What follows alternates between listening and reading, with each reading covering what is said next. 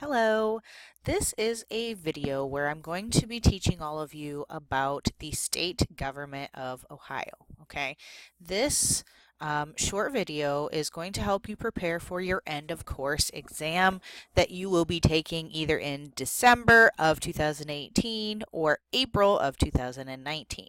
Okay. On this slide here, you can see a copy of our state flag, the state flag of Ohio off to the left here. And then you can also see the official state seal of Ohio. Fun fact is that Ohio is the only place in the entire world that has an official flag in the shape of a pennant. Okay, so you can see there's a little chunk taken out of it and it looks shaped a little bit more like a triangle than a square or than a rectangle like most other flags are. Basically all other flags are. So that's always one of my favorite things to tell students about Ohio. So moving on, the first thing that we're going to talk about the legislative branch in Ohio. Okay. Pictured here, you can see this is the Ohio State House at the top, shot in the evening. It's a really cool building. This is the inside of the State House, which is, if you ever get the chance to go to the State House, I highly recommend it. It's really cool to see. So the legislative branch in Ohio does a lot of the same things as the legislative branch for the federal government, okay? So they pass laws, they have the power to borrow money and spend it and tax us, okay, in the same way that the federal legislature does as well, okay? So they can borrow money from banks, they can borrow money from the federal government, they can spend the money on the citizens of Ohio and various things, paying people, spending money on programs like food stamps and that kind of stuff. And then, of course, they can tax, okay? There is an Ohio income tax. So someday when you have a job, you will pay a federal income tax, you will pay a state income tax, and actually some local municipalities, so like your cities or counties, also sometimes have income taxes as well. The state legislature also makes sure that the governor doesn't abuse their powers. Again, in the same way that the federal Congress, okay, United States Congress is a check on the President of the United States, the Ohio General Assembly is a check on the governor of Ohio, okay? So you're going to see very similar ideas, checks and balances, separation of powers, all that stuff. The legislature in Ohio is known as the General Assembly, okay? So we're not going to call them Congress, okay? Congress is the United States House of Representatives and the United States Senate together. We call that the United States Congress, okay? So we do not call the legislature in Ohio Congress, okay? We call them the General Assembly. And that makes it a lot easier for everybody to know the difference too, okay? So if you ever hear me say Congress, I'm talking about the one in Washington, D.C. And if I talk about the Ohio General Assembly, I'm talking about our state legislature that's in Columbus, okay? And then just generally, Ohio, just like every other state except Nebraska, has a bicameral legislature. Okay, so remember, bicameral means two houses. So we have an Ohio House of Representatives and an Ohio Senate. Okay, just like the same names as at the federal level. Okay. And the upper house is the Senate and the lower house is the House, just like I said. Okay. So to serve as a representative for the state of Ohio, you must be a U.S. citizen. You must reside in the district for which you represent for at least 1 year before you can run. You cannot hold another office while serving in the Ohio House of Representatives, okay? It is a full-time job. There are some states in the country who their legislators only meet a few times a year, and so they actually have other jobs. But you cannot have another office, another state government, or any other type of government office, okay? Because being a legislator is a full-time job. There are 99 House districts in the state of Ohio, and there are 33 Senate districts in the state of Ohio, okay? So basically, each Senate district has 3 House districts in it, okay? And then the districts are drawn according to population. So the House districts have about 110,000 per people per district, and the Senate districts have about 350,000. Technically, like 330,000. Okay, and so they're trying to always get them as even as possible. Okay. Leadership in the House of Representatives and the Ohio Senate are as follows. Okay. The leader in the state, so remember the Ohio House of Representatives is also called the Speaker of the House, just like at the federal level. And that is a person by the name of Ryan Smith. This is him right here, this nice young looking gentleman. He is a Republican, and he currently represents the areas of Ohio that comprise Gallipoli and some other cities. The Senate is led by the Senate President. He is a man by the name of Larry Obhoff. Okay, he is also a Republican. As you will see as we go through the slides, Republicans hold all major offices in the entire state of Ohio. Okay, and they also have a majority in both the Ohio House and the Ohio Representatives. So, the executive branch. In states, in every state in the country, the governor is the head of the executive branch, okay? And Ohio is no exception, okay? They have a very similar role to the President of the United States, but at the state level, and we call them governor, okay? The governor, up until probably the early 1900s, the governor was a pretty weak office, especially when it was initially created and when the state of Ohio was founded. But as we've moved through history, the governor has gained a lot of additional powers, okay? Mostly because it wasn't providing the check that we needed on the Ohio State Legislature because it didn't have enough power to be that. Right now in Ohio, our current governor is John Kasich. There's a picture of him.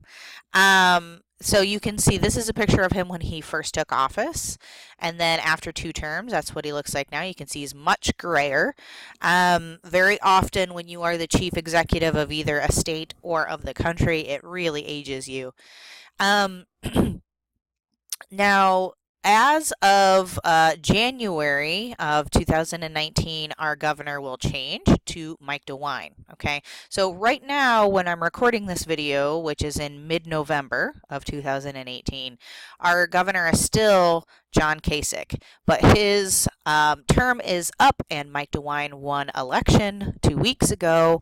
And so he will be sworn in as the new governor on the second Monday in January 2019. Okay, so for all intents and purposes, Mike DeWine is the governor. Okay, right now we still call him the governor-elect because he has not been sworn in yet. Okay, governors in Ohio serve 4-year terms, and they can serve 2 consecutive terms. Okay, so there are term limits, just like there are on the office of president, okay? And that was the reason why John Kasich did not run for election again in the state of Ohio, because he is finishing out his second 4-year term, okay? So what does the governor do? Well, the governor, essentially, they have, they sign laws just like the president does, or they can veto them as well. They represent the state of Ohio to the rest of the country, okay? They're kind of like the face of our state. They make agreements with other states. They apply for federal grants and money from the federal government if we need it for things. They carry out the laws, okay? So again, in the same way that the president is the chief law enforcement official in our country, John Kasich, and soon to be Mike DeWine, is the chief law enforcement officer in the state of Ohio. So it is their job to carry out and enforce all of the laws that are passed by the Ohio State Legislature, okay? They oversee the executive branch. They prepare a budget that then they will pass to the Ohio General Assembly. And they are the commander-in-chief of the National Guard. Okay, so remember, the National Guard is essentially there to help Ohio in different states of emergencies. Okay, so if we have an area that's hit by a tornado, the National Guard is going to go in and help people in the aftermath. If we have a huge flood, the National Guard is going to go in and try and rescue people. okay? They have been in the past rarely actually deployed to overseas to use in a military purpose, but their real goal is to help their state in times of emergency, okay? And then the governors can grant reprieves and pardons. Last week in class, it won't be last week for all of you. I'm sorry, for sometimes forget these go up on YouTube. But in class thus far, we have talked about the president's power to grant pardons and reprieves, something we call clemency, a clemency power, okay? Now, the governor can do this for all manner of state laws. If you violate a state law. In a lot of ways, this is actually more powerful because most people that are in jail or prison throughout the country are in state jails and state prisons, okay? So if you are in a state jail or a state prison, that means that if you want to get pardoned, you need to appeal to the governor of your state, okay? Not to the president, because the president doesn't have any power over that, okay? So for instance, murder is always a state crime. Okay, rape is a state crime. Now, something like bank robbery and hate crimes, those are federal crimes, and you go to federal prison for that. Terrorism, federal crime.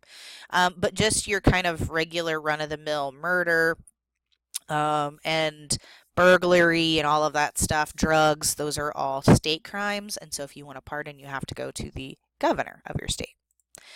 And then, of course, the governor can also call a special legislative session. So let's say, for instance, Ohio was facing the worst opioid crisis of all time, which we basically are right now. The governor could call a special session if the Ohio General Assembly were not already meeting and say, this is a big deal. I want you guys to address this or write some type of law to fix the problem, okay? Now, the Ohio General Assembly actually meets for most of the year, so they are often already in session. But if they were on recess and something happened that was emergent that we were not expecting, he could call them back into session. Okay, now the judicial branch in the state of Ohio. The judiciary interprets state laws, okay? So again, in the same way that the United States Supreme Court interprets federal law and the Constitution, the Ohio State Supreme Court interprets the Ohio Constitution and Ohio laws, okay? The state courts also work to punish those who break the law, but that's kind of the lower criminal court branch, okay? The state Supreme Court generally just deals with interpreting laws. They don't often, it's very rarely do they decide on criminal cases. I mean, it happens, but most of the time it's civil. So the state, like I said, they handle both civil and criminal cases. But remember, I want to be clear that, like, if, for instance, if you break a law, if you burglarize a house, you're going to start at a very low state court system, okay? Probably in your city or your county, okay? You have to appeal and eventually possibly get to the state of Ohio Supreme Court, and even that is not guaranteed, okay? So this is like kind of the last stop at the state court system. So this is a picture of the state Supreme Court building. It is pretty cool. If you ever go to COSI, actually, it's like across the river, so you can see it from there. We will be at COSI for an FEA this year, and so hopefully some of you will notice that when you guys are down there. And the court, the Ohio State Supreme Court hears appeals and interprets laws from the state's constitution, just like I said earlier, okay? So more on the Ohio Supreme Court. There are 7 judges that includes 1 Chief Justice, okay? So remember, we always want to have an odd number of justices so that we don't have ties, okay? They each serve 6-year terms. Okay, so remember at the federal level, judges serve for their entire life. Okay, in the state of Ohio, I should say, Ohio justices serve 6-year terms and they are elected by voters. Okay, there were 2 justices that were up for election a few weeks ago in this election in November. Okay. The governor can appoint a vacancy if it appears between elections. So actually that did happen because one of the justices stepped down so they could run for a different office. And then Governor Kasich appointed someone, a woman by the name of Mary DeJaneiro. Okay, because there was a vacancy. But then she had to then run for her seat this past November. Okay, so she still had to, when the next election comes, she has to then, she's up for election. Okay, you must be a lawyer and have at least 6 years experience practicing law before you can serve on the Ohio Supreme Court.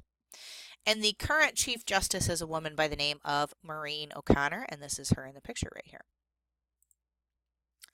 So as of November 6, 2018, I wanted to give you a rundown of the different offices in the state of Ohio, who they are. Okay, so as I said, the new governor is Mike DeWine. His lieutenant governor, which is kind of like a vice president, essentially, is John Husted. The Ohio Attorney General is Dave Yost. So actually, technically, right now when I'm recording this, Mike DeWine is still the Ohio Attorney General because that was his previous position before getting elected to governor. The Secretary of State is a man by the name of Frank LaRose. The Treasurer is Robert Sprague. And as I just said, the Chief Justice is Maureen O'Connor. And the State Auditor is a man by the name of Keith Faber. Something that hopefully you all took note of is there is an R behind everybody's name because everyone is a Republican. Now, one of the big differences between the Ohio state government and the federal government is that all of these positions are elected. At the federal level, all of these positions, with the exception of president, vice president, are appointed. Okay, so if we ran the state of Ohio exactly like the federal government, the Attorney General, the Secretary of State, the Treasurer, the Chief Justice, the Auditor, all of these would be appointed by the governor. But in Ohio, they're not. They are elected by the voters just like the governor. Okay, so you wouldn't necessarily always see everyone from the same political party because you're elected separately, but Republicans in Ohio have a very large majority, so often we see that is the case. Okay, so if you have any questions about the state of Ohio government, please reach out to your government teacher or myself.